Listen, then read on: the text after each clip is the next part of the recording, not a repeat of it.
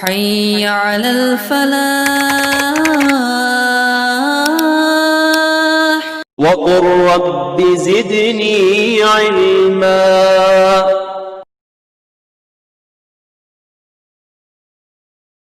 الحمد لله رب العالمين والصلاة والسلام على قائد الغر المحجلين نبينا محمد وعلى آلہ وصحبہ اجمعین وبعد. محترم بھائیو اور بہنوں، السلام علیکم ورحمۃ اللہ وبرکاتہ. کتاب التوحید کے درس میں آپ سب کا استقبال ہے. آج ہم باب نمبر 5 لا الہ الا اللہ کی گواہی کے لیے لوگوں کو دعوت دینا، اس کے حوالے سے کچھ جانکاری حاصل کرنے والے ہیں. ہم نے لا الہ الا اللہ کی اہمیت کو سمجھا، لا الہ الا اللہ کے مقام اور مرتبہ کو سمجھا، اور لا الہ الا اللہ کے اپوزٹ جو چیزیں ہیں ان سے اپنے آپ کو بچاؤ کرنے کے حوالے سے معلومات حاصل کیں. اب یہ بھی ضروری ہے کہ جیسے ہم نے لا الہ الا اللہ کو اپنے اندر اتار لیا ہے، لا الہ الا اللہ کے مطابق ہم اپنے آپ کو ڈھال چکے ہیں، تو اس لا الہ الا اللہ کی طرف دوسروں کو دعوت بھی دی جائے. تو اس حوالے سے اللہ تعالیٰ فرماتا ہے قُلْ هَذِهِ سَبِيلِي أَدْعُو إِلَى اللَّهِ عَلَى بَصِيرَةٍ أَنَا وَمَنِ اتَّبَعَنِي وَسُبْحَانَ اللَّهِ وَمَا أَنَا مِنَ الْمُشْرِكِينَ. اے محمد صلی اللہ علیہ وسلم، آپ کہہ دیجئے کہ میرا اور میرے پیروکاروں کا راستہ کیا ہے، میرا اور میرے تابعداروں کا، میرے پیروکاروں کا راستہ یہ ہے کہ ہم ایک اللہ کی طرف بلاتے ہیں، بصیرت کے ساتھ، سوچ سمجھ کر کے بلاتے ہیں اللہ کی طرف، اور بصیرت کے ساتھ، سوجھ بوجھ کے ساتھ. وسبحان اللہ وما انا من المشرکین، اور اللہ تعالیٰ ہر عیب سے پاک ہے اور میں شرک کرنے والوں میں سے نہیں ہوں، میں شرک کرنے والوں میں سے نہیں ہوں. اس میں اللہ تعالیٰ فرماتے ہیں قل هذه سبیلی، آپ فرما دیجئے کہ یہ میرا راستہ ہے. یہ راستہ کون سا ہے؟ یہ اسلام کا راستہ ہے، یہ سیدھا راستہ ہے، اس میں کوئی اینچ پیچ نہیں. ادعو الی اللہ، اس راستے کی طرف بلاتا ہوں، اللہ کی طرف بلاتا ہوں. گویا کہ بلانا ہے تو اپنی طرف نہیں، بلانا ہے تو اپنی جماعت کی طرف نہیں، بلانا ہے تو اپنے قبیلے کی طرف نہیں، بلانا ہے تو اپنی ذات کو منوانے کی طرف نہیں، بلکہ اللہ کی طرف بلانا ہے. ادعو الی اللہ، الی اللہ، میں پکارتا ہوں، میں بلاتا ہوں اللہ کی طرف. علی بصیرت، علم کی بنیاد پر، بصیرت کی بنیاد پر. بصیرت میں سب سے پہلے نمبر پر تو شریعت کا علم آ جاتا ہے کہ اگر آپ اللہ کی طرف دعوت دیتے ہیں تو اس میں علم ہونا چاہیے، اور علم میں سب سے پہلے نمبر پر شریعت کا علم آنا چاہیے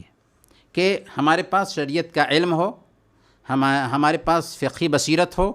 دین کی جانکاری ہو، تبھی ہم دوسروں کو دعوت دے سکتے ہیں. اسی طریقے سے جن کو آپ دعوت دے رہے ہیں ان کی حالتوں کو بھی آپ جانتے ہوں، وہ کس فکر کے ہیں، کس خیال کے ہیں، ان کے عقائد کیا ہیں، ان کے تصورات کیا ہیں، ان کی سوچ کیا ہے، ان کو بھی آپ جانتے ہوں. اسی طریقے سے یہ بھی ہونا چاہیے کہ آپ کا اسلوب کیسا ہونا چاہیے، آپ کس اسلوب میں ان کو بلائیں گے تو آپ کا اسلوب بھی اچھا ہو، یعنی آپ حکمت کے ساتھ میں ان کو دعوت دیں. تو گویا کہ شریعت کا نالج بھی آپ کے پاس ہو، پھر مدعو کے احوال کو بھی آپ جانتے ہوں، اور حکمت کو بھی برتتے ہوں دعوت دینے میں. تو گویا کہ یہاں پر دو اہم باتوں کا ذکر کیا گیا ہے. قل هذه سبیلی ادعو الی اللہ علی بصیرۃ، کہ یہ میرا راستہ ہے اور میں بلاتا ہوں اللہ کی طرف. گویا کہ میرے بلانے میں اخلاص ہوتا ہے، اور میں بصیرت کے ساتھ بلاتا ہوں، یعنی شریعت کا علم رکھ کر کے، مدعو کے احوال کی جانکاری رکھتے ہوئے اور پھر دعوت کا اسلوب اختیار کر کے حکمت کے ساتھ مصلحت کے ساتھ بلاتا ہوں میں اور میرے پیروکار، اور میں شرک کرنے والوں میں سے نہیں ہوں۔ گویا کہ ایک اللہ کی طرف دعوت دی جائے گی اور شرک سے روکا جائے گا۔ ایک حدیث پڑھتے ہیں، حضرت ابن عباس رضی اللہ تعالیٰ عنہ بیان کرتے ہیں کہ اللہ کے رسول صلی اللہ علیہ وسلم نے حضرت معاذ بن جبل رضی اللہ تعالیٰ عنہ کو جب یمن بھیجا تھا تو اس وقت آپ نے حضرت معاذ بن جبل رضی اللہ تعالیٰ عنہ سے کہا تھا، انک تأتی قوما من اہل الکتاب، اے معاذ تم اہل کتاب کی ایک قوم کے پاس جا رہے ہو، اے معاذ تم اہل کتاب کی ایک قوم کے پاس جا رہے ہو۔ گویا کہ یہاں پر اللہ کے نبی صلی اللہ علیہ وسلم نے حضرت معاذ بن جبل رضی اللہ تعالی عنہ کا ذہن بنانا چاہا کہ دیکھو تمہارا جو مخاطب ہے اپنے مخاطب کو پہلے پہچانو اور اس کے حساب سے تمہیں تیاری کرنی ہے۔ ان کے سوالات ہو سکتے ہیں، ان کے ڈاؤٹس ہو سکتے ہیں، ان کا تمہیں جواب دینا ہے، اس لیے پہلے تمہیں معلوم ہو جانا چاہیے کہ وہ اہل کتاب ہیں، یہود و نصارہ ہیں، ان سے تمہیں بحث کرنی ہے۔ اور دعوت دینے کا طریقہ کیا ہوگا؟ فَلْيَكُنْ أَوَّلَ مَا تَدْعُوهُمْ إِلَيْهِ شَهَادَةُ أَن لَّا إِلَٰهَ إِلَّا اللَّهُ، تو تمہیں چاہیے کہ سب سے پہلے انہیں کلمہ لا الہ الا اللہ محمد الرسول اللہ کی گواہی کی دعوت دو۔ سب سے پہلے کلمہ لا الہ الا اللہ محمد الرسول اللہ کی گواہی کی دعوت دو، یعنی لا الہ الا اللہ محمد الرسول اللہ کا اقرار سب سے پہلے ان کے لیے کرنا ضروری ہے، تبھی وہ مسلمان ہوں گے۔ اور دعوت میں پہلی بنیاد یہی ہے کہ ہم کسی بھی انسان کو توحید کی دعوت دیں، ایک اللہ کی طرف بلائیں، ایک اللہ کی عبادت کی طرف بلائیں۔ اسی لیے حضرت معاذ بن جبل رضی اللہ تعالی عنہ کو اللہ کے نبی صلی اللہ علیہ وسلم نے جب یمن بھیجنا چاہا تو ان کو تنبیہ کر دی کہ تم اہل کتاب کے پاس جا رہے ہو، اس لیے انہیں سب سے پہلے لا الہ الا اللہ کی گواہی کی طرف دعوت دینا۔ اور ایک روایت میں ہے کہ الی ان یوحد اللہ، اس بات کی دعوت دینا کہ وہ توحید کی گواہی دیں، توحید کا اقرار کریں۔ فَإِنْهُمْ أَطَاعُوكَ لِذَلِكَ فَعَلِمْهُمْ أَنَّ اللَّهَ افْتَرَضَ عَلَيْهِمْ 5 صلوات فِي كُلِّ يَوْمٍ وَلَيْلَةٍ، اگر وہ اس بات کی گواہی دے لیتے ہیں، اگر وہ تمہاری یہ بات مان لیتے ہیں تو انہیں بتانا کہ اللہ تعالیٰ نے ان پر دن اور رات میں 5 وقت کی نمازیں فرض کی ہیں، 5 وقت کی نمازیں فرض کی ہیں۔ گویا کہ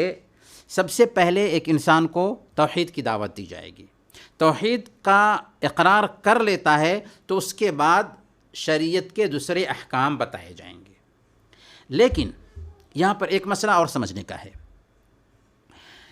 کبھی کبھی مخاطب کے حساب سے بھی بات کرنے کی ضرورت ہوتی ہے کہ ایسا نہ ہو کہ آپ نے صرف اس کو توحید بتا دیا اور توحید کے جو تقاضے ہیں اگر ان تقاضوں کو آپ نے نہیں رکھا تو ہو سکتا ہے کہ بعد میں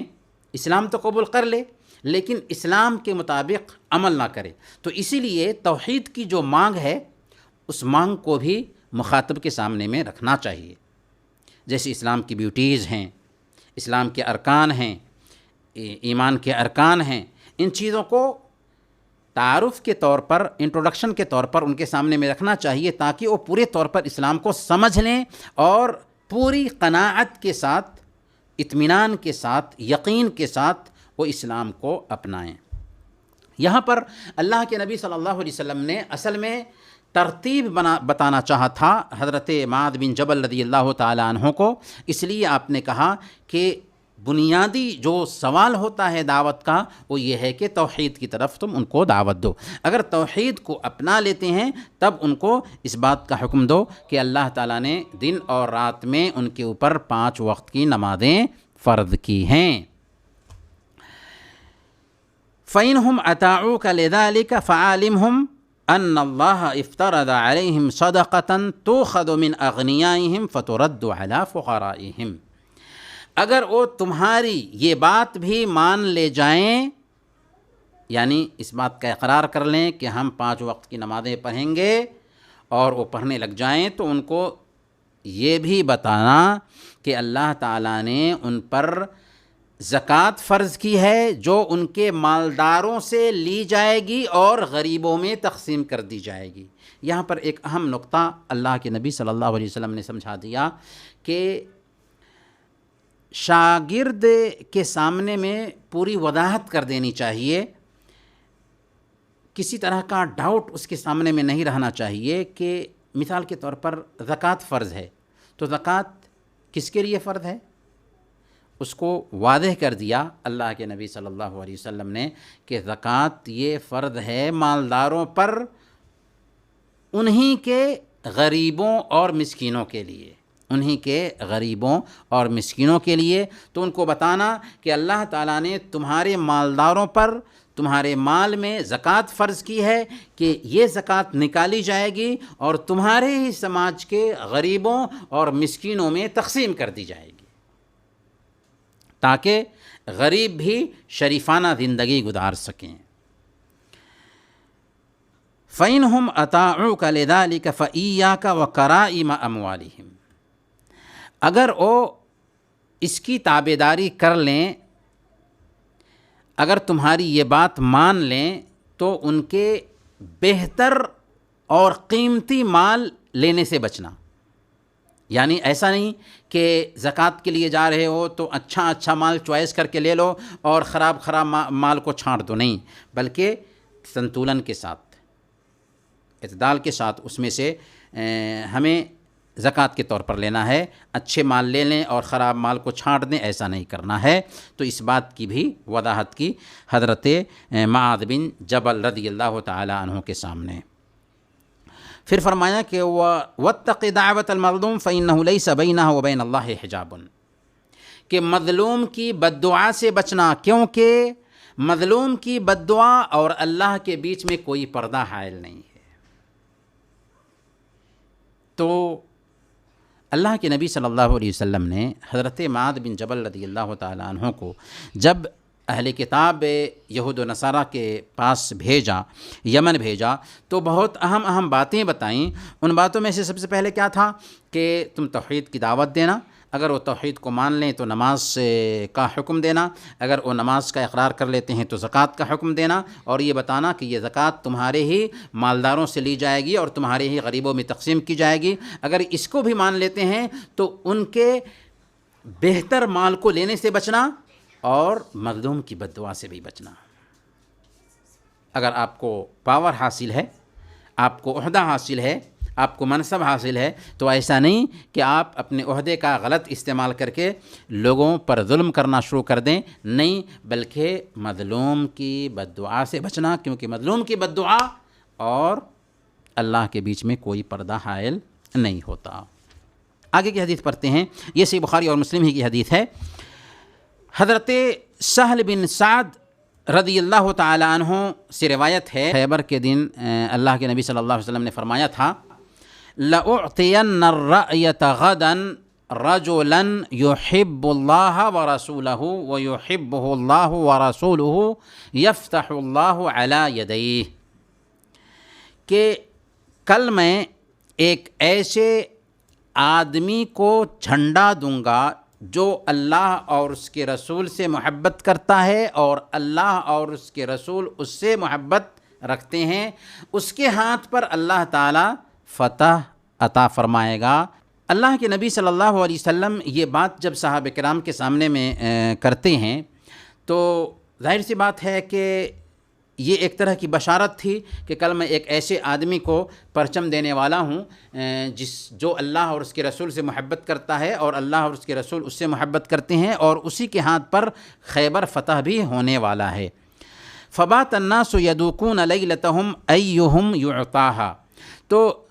اللہ کے نبی صلی اللہ علیہ وسلم نے جب یہ بات کہی تو صحابہ کرام آپس میں انومان لگانے لگے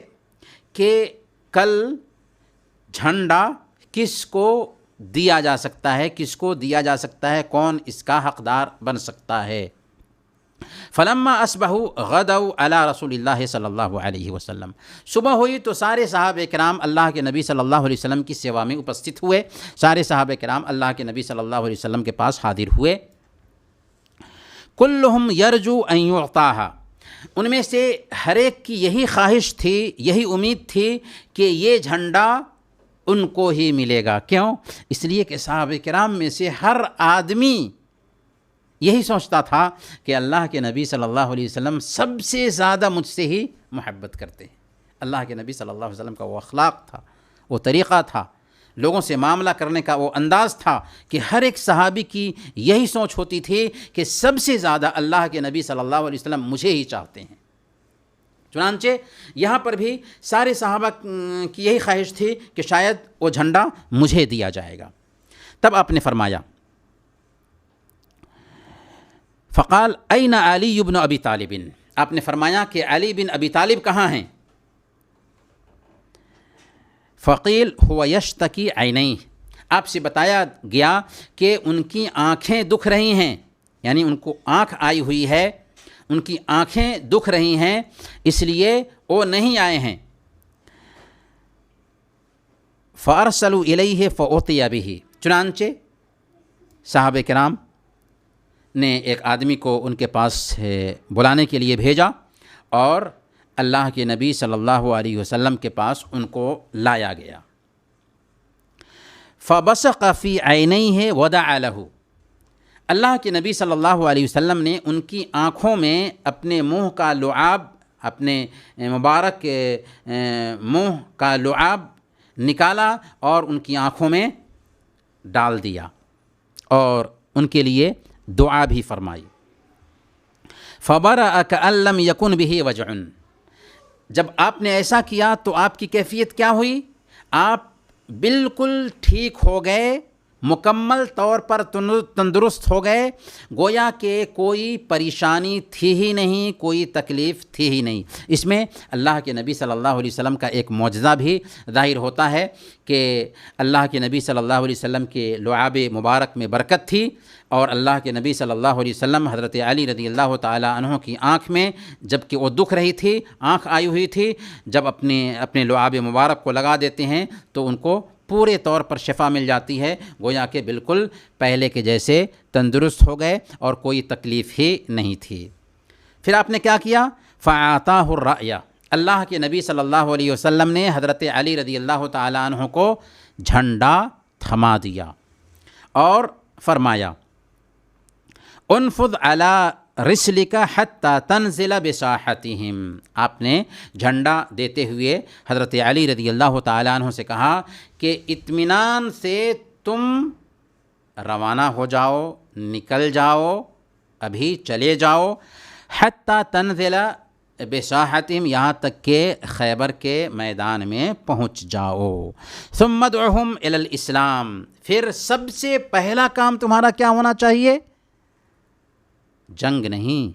بلکہ سب سے پہلا کام تمہارا یہ ہونا چاہیے کہ تم ان کو اسلام قبول کرنے کی دعوت دینا۔ وَأَخْبِرْهُمْ بِمَا يَجِبُ عَلَيْهِمْ مِنْ حَقِّ اللَّهِ تَعَالَى فِيهِ، اللہ کے حقوق جو تم پر عائد ہوتے ہیں ان حقوق کو بھی تمہیں ادا کرنا ہے۔ پھر فرمایا، فَوَاللَّهِ لَأَنْ يَهْدِيَ اللَّهُ بِكَ رَجُلًا وَاحِدًا خَيْرٌ لَكَ مِنْ حُمُرِ النَّعَمِ، اللہ کی قسم، اگر اللہ تعالیٰ تمہاری بدولت ایک آدمی کو بھی ہدایت دے دے تو تمہارے لیے سرخ اونٹوں سے بھی بہتر ہے۔ سرخ اونٹ کی بڑی قیمت تھی عربوں میں، اسی لیے اللہ کے نبی صلی اللہ علیہ وسلم یہ بتا رہے ہیں کہ اگر تم میدان جنگ میں ہو اور جا رہے ہو کفار سے جنگ کرنے کے لیے تو تمہاری یہ طرف نہیں ہونی چاہیے کہ ہم اپنے دشمن سے بدلہ لیں، بلکہ تمہاری یہ خواہش ہونی چاہیے کہ وہ اسلام قبول کر لیں، ان کو زندگی مل جائے، وہ اللہ والے بن جائیں۔ اگر اسلام قبول کر لیتے ہیں تو ہماری جنگ ہی نہیں ہوگی ان سے، اور اگر ان میں سے کوئی آدمی اسلام قبول کر لیتا ہے تو ان میں سے ایک آدمی کا ہدایت یاب ہونا تمہارے لیے عرب کی سرخ اونٹنی سے بھی بہتر ہے۔ سرخ اونٹوں سے بھی تمہارے لیے بہتر ہے۔ تو اس باب میں اس بات کی وضاحت ہے کہ ایک بندے مومن کو چاہیے کہ جس توحید کو اس نے اپنایا ہے اس توحید کی طرف دوسروں کو بھی دعوت دے، تبھی حقیقی معنوں میں یہ توحید آتی ہے اور تبھی حقیقی معنوں میں ہم سچے مسلمان بنتے ہیں۔ اللہ تعالی ہم سب کو توحید پر چلنے اور توحید کی طرف دعوت دینے کی توفیق عطا فرمائیں۔ وصلی اللہ علی نبینا محمد وعلی آلہ وصحبہ اجمعین۔